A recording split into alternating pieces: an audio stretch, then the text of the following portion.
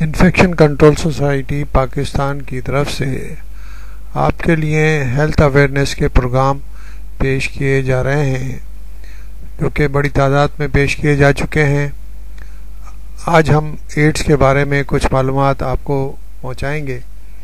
یہ ایڈز جو مرض ہے وہ ایک وائرس کے ذریعے HIV ایڈز ایک وائرس کے ذریعے ہوتا ہے اور وہ جسم میں داخل ہو کر جیسے جسم کے امیون سسٹم کو بالکل مفلوج کر دیتا ہے۔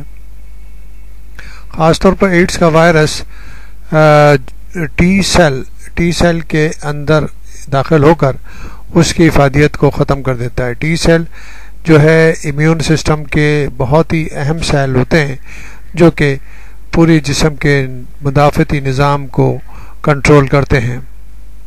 اس حوالے سے BBC میں کے ذریعے ایک ایڈز سروے ہوا جس سے ہمیں معلوم ہوگا کہ ایڈز کے بارے میں لوگوں کی معلومات کس لیول کی ہیں۔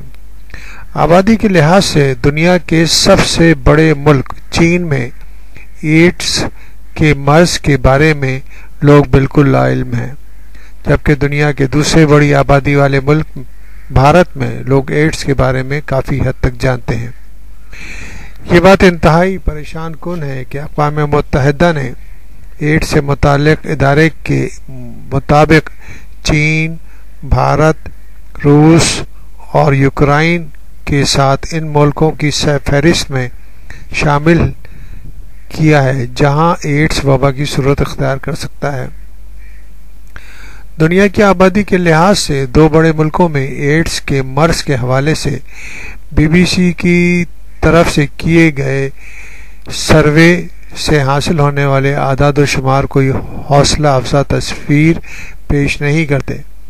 اقوام متحدہ پہلے ہی اس بات سے خبردار کر چکا ہے کہ حکومتوں کی لاپرواہی اور ایڈز جیسے مرض کے بارے میں لوگوں کی لا علمی سے یہ مرض ان ملکوں میں وبا کی صورت اختیار کر سکتا ہے، جس طرح اس نے افریقہ کے بیشتر ملکوں کو اپنی لپیٹ میں لے لیا ہے۔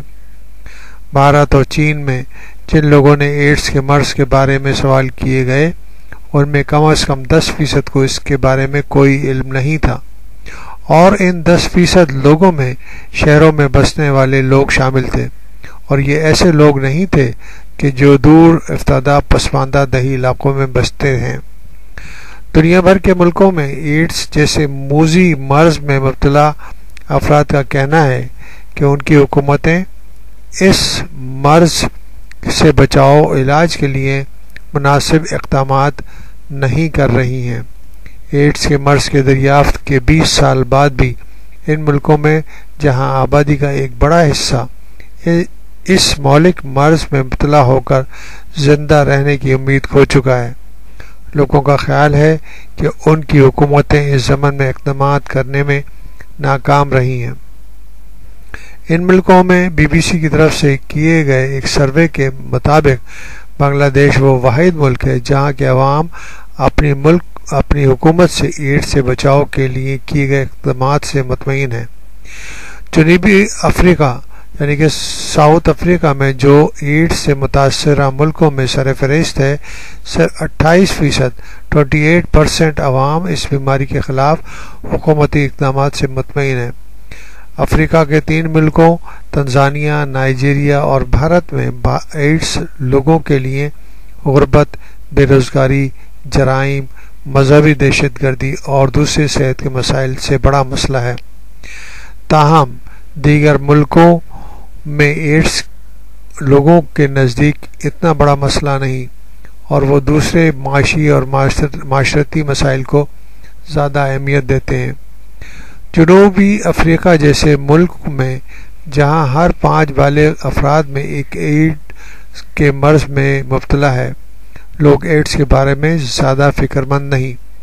ان کی دانش میں جرائم اور عمومی امن و امان زیادہ بڑے مسائل ہیں۔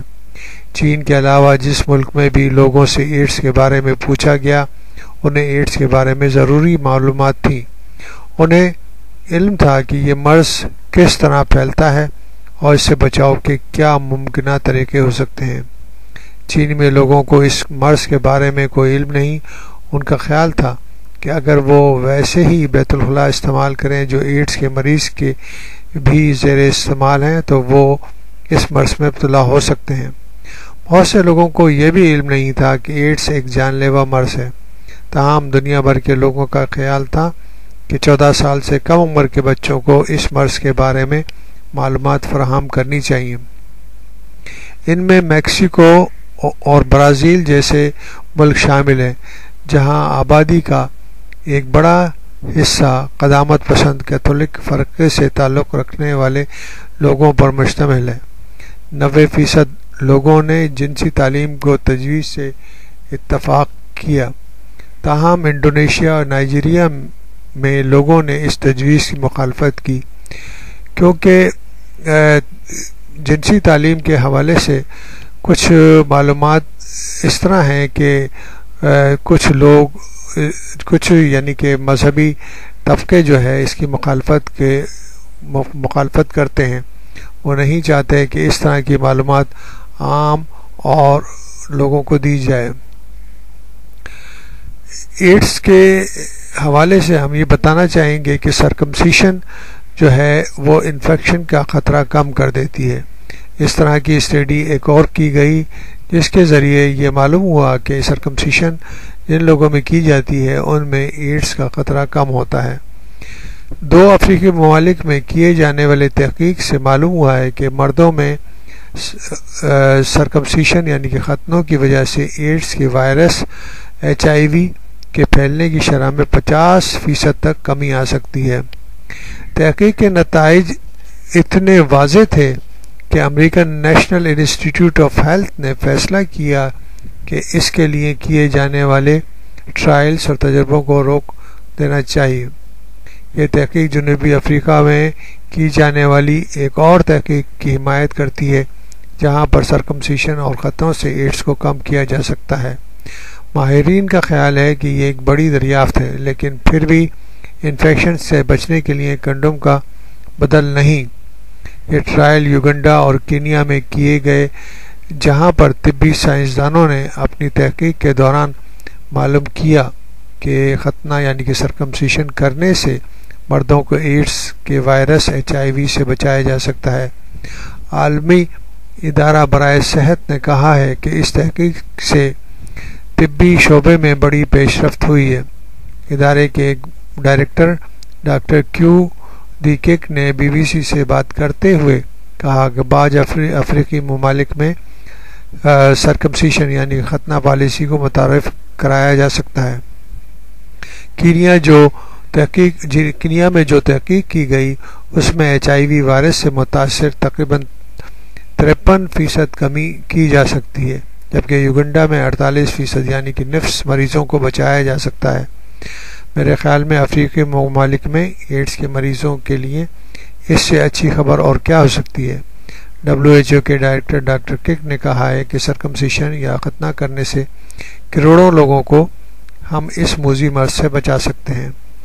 ہم آپ کو بتانا چاہیں کہ ایڈز مسلم ممالک میں کافی حد تک کم ہے، کیونکہ ایک خاص